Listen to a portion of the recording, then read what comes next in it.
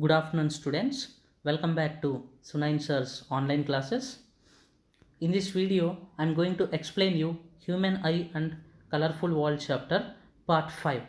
Under part 5, I am going to discuss all the miscellaneous and creative questions of this chapter. So first question is, write any two applications of prism. Applications of prism are as follows. First one is to observe the dispersion of light. We know that when white light passes through prism, it will undergo dispersion. It means it will get separated into 7 colors. So to observe this phenomenon, we will use prism. And second one is prisms are used in microscopes and telescopes to erect the inverted images. In microscopes and telescopes, initially image will form as inverted. It means if a person is standing straight like this, if he is standing straight like this, image will form as in this way, inverted, upside down. So in order to erect this image, it means in order to rectify the inverted image, we will use prism. So when we use prism, this inverted image again it will be converted into straight. So here this is a binocular. Prisms are used in these binoculars to erect the inverted images, and also prisms are used in telescopes and also in microscopes. And prisms are also used to find the angle of deviation of a particular color. It means when you pass particular color, say red light, into the prism, instead of going straight like this red light, it will come out in this way. This is called emergent ray and this is incident ray.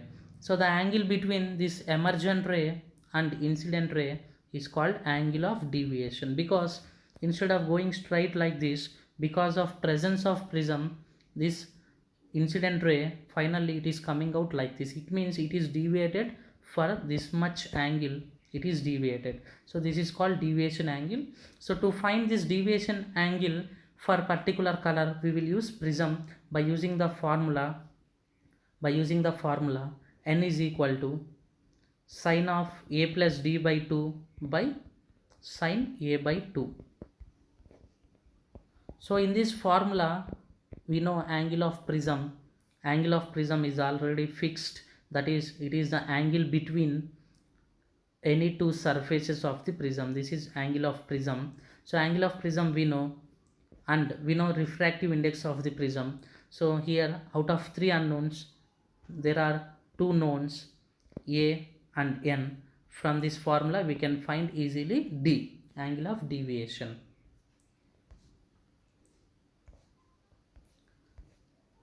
So prisms are used to find the angle of deviation of particular color of light from the formula n is equal to sine of a plus d by 2 by sine a by 2.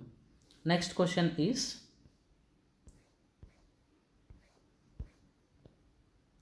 at minimum angle of deviation, angle of incidence is equal to. At minimum angle of deviation, remember that minimum angle of deviation means the angle of deviation between incident ray and emergent ray when refracted ray is parallel to the base. So condition for minimum angle of deviation is refracted ray. This is the refracted ray. This refracted ray should be parallel to the base. So at minimum angle of deviation, it means at this condition when refracted ray is parallel to the base, this angle of incidence, that is angle between incident ray and normal, angle of incidence is equal to angle of emergence, that is angle between emergent ray and normal. So remember that at minimum angle of deviation, angle of incidence is equal to angle of emergence, which is equal to I is equal to E is equal to a plus d by 2. Remember this formula, it is very important. I is equal to E is equal to angle of incidence is equal to angle of emergence is equal to a plus d by 2, and angle of refraction is equal to angle of refraction. We know that angle between refracted ray and normal is called angle of refraction. This angle of refraction is equal to r is equal to a by 2. R is equal to angle of refraction is equal to a by 2. Remember these two formulae. And condition for minimum angle of deviation should is refracted ray should be parallel to the base. It should be parallel to the base. So at minimum angle of deviation, angle of incidence is equal to angle of emergence, which is equal to a plus d by 2. And angle of refraction will be equal to a by 2. And at minimum angle of deviation, refracted ray should be parallel to the base. It means refracted ray inside the prism, the ray which is present inside the prism, this should be parallel to the base of the prism. So this is called minimum angle of deviation condition. Next question is, why rainbow is bow in shape? So actually shape of rainbow is little bit complicated to understand for your IQ level, but I would like to explain this very clearly. Please listen carefully. First, what we know is rainbow will be in this shape. It will be in bow in shape, that is it will be semicircular in shape. But as you see, this is not a two-dimensional structure, whereas this is a three-dimensional structure. Rainbow is a three-dimensional structure. It means two-dimensional means the structure whichever it is present in plane. For example, if you draw a rectangle, this is two-dimensional, whereas three-dimensional means if you take a prism, it will be in all three directions. It is called a three-dimensional structure. Similarly, rainbow is a three-dimensional structure. It means it will be circular in shape with half of it above the ground and remaining inside the ground. So remember that rainbow will be in circular shape, and we can see only half of it because half of it will form above the ground and remaining will form inside the ground. That is why the rainbow whichever present inside the ground we cannot see, we will see only half of it. That is why we will observe it as two-dimensional semicircular structure. And remember that when we see rainbow from the aeroplane, you can observe this rainbow in circular shape. You can observe full rainbow in circular shape because we will be above the ground. When we are above the ground, we can observe a full rainbow whichever present in circular shape. And now this rainbow will form in three-dimensional because here raindrops, they will be present throughout the air in this way. Raindrops will be present throughout the air in this way, and they will be present till your eye. If you consider your eye at this position, raindrops will be present throughout the air till your eye, like this in circular shapes. Now each and every raindrop will create a rainbow, and this rainbow will be in this shape. Actually each and every raindrop is creating a circular rainbow, and till your eye there will be so many rainbows in a cone shape. Combining all these rainbow will be the shape which you see above the ground, that is semicircular rainbow. It will be bow in shape. Now since there are many raindrops present in air, all these raindrops forms a circular rainbows till your eye. So combining all these circular rainbows will form a rainbow above the ground. Half of it we can see above the ground, that is nothing but semicircular rainbow. That is why rainbow will appear bow in shape.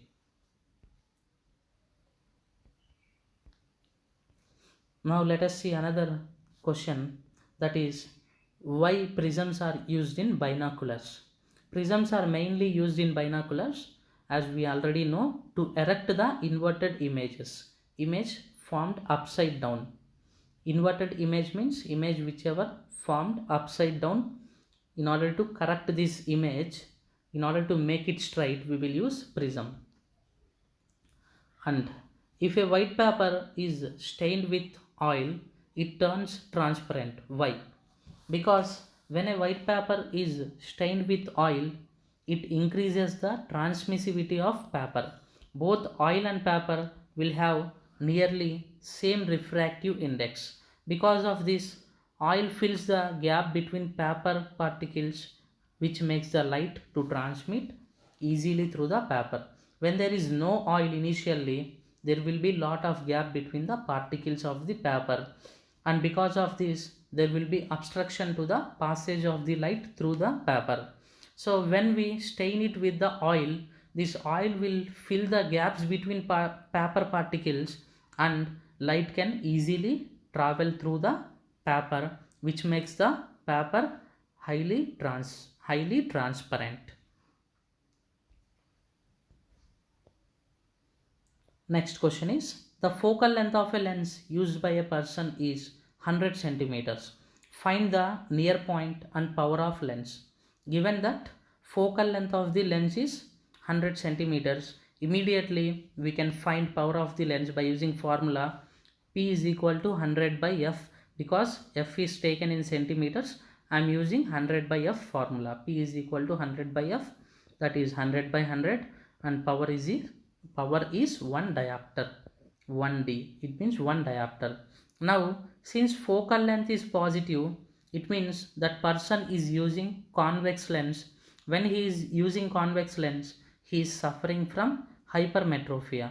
Hypermetropia means that person can see far objects clearly, whereas he cannot see near objects clearly. Now let us find out what is the distance of near point. It means till where this person cannot see clearly. That is what near point. Hypermetropia means person cannot see the objects clearly whichever present near to him. So till where he cannot see the objects clearly, what is the distance of that near point? So in order to find that distance of the near point, we have one formula, that is F is equal to 25d by d minus 25, where F should be taken in centimeters. So F is given as 100 centimeters. 100 is equal to 25d by d minus 25. On solving this equation, d is equal to 100 by 3, that is 33 centimeters. It means distance of the near point is 30 centimeters. It means if you are suffering from hypermetropia and your near point is 33 centimeters, it means you cannot see the objects clearly whichever present till 33 centimeters. Beyond 33 centimeters, whatever the objects present, you can see them clearly, whereas before 33 centimeters, whatever the objects present, you cannot see them clearly. Next question is, size of the object perceived by human eye primarily depends on. So size of the object perceived by human eye primarily depends on two factors. First one is actual size of the object. If actual size of the object is more, we will see it as big size. If actual size of the object is less, we will see it as small size object. So size of the object which we see depends on actual size of the object and distance of the object from the eye. As the object is very far away from us, we will see it as a small size object even though it is bigger one. As object is very near to us, we will see it as a very big object even though it is a little bit small. Best example is stars. Since stars are very far away from us, we will see them as tiny stars, but actual size of the stars will be very big. They are nearly size of the sun. So this is the best example that we can say that size of the object perceived by human eye depends on distance of the object from eye. Next question is, a person is viewing an extended object.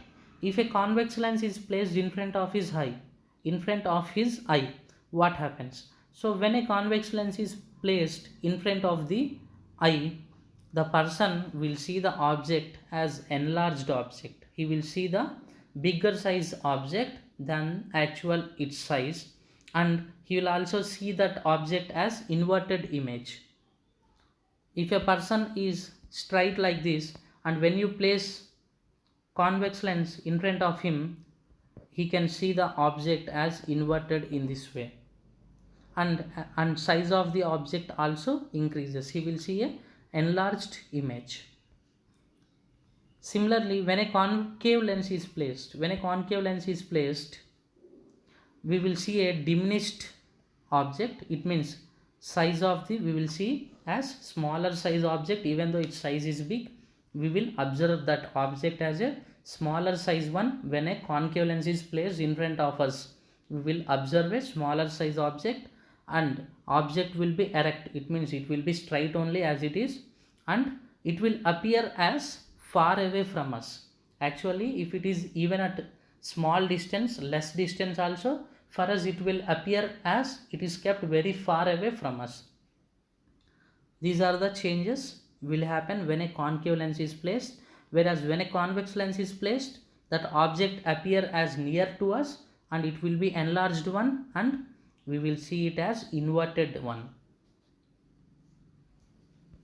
Next question is, wavelength of light is W1 in one medium.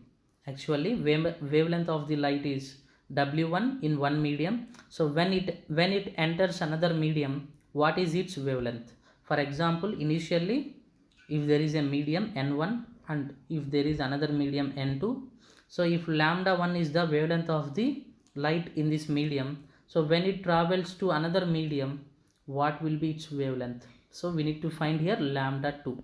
So this is given by the equation lambda is inversely proportional to refractive index.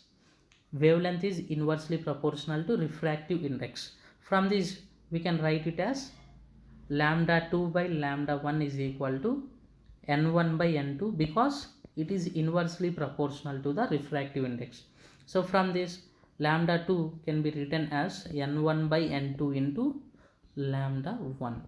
In this way we can find out the wavelength of light in second medium. Lambda 2 is equal to n1 by n2 into lambda 1. Here lambda 1 is known, n1 is known, and n2 is known, so we can find lambda 2. So in order to find lambda 2, the formula is n1 by n2 into lambda 1. Next question is, a light ray falls on prism at an angle of 40. So angle of incidence angle of prism A is given as 40 degrees. A light falls on prism at an angle of 40. It means angle of incidence is given as 40 degrees. I is equal to 40, because light is falling at an angle of 40 degrees. It means angle of incidence is given as 40 degrees, such that it suffers angle of deviation 30. So angle of deviation is given as 30 degrees.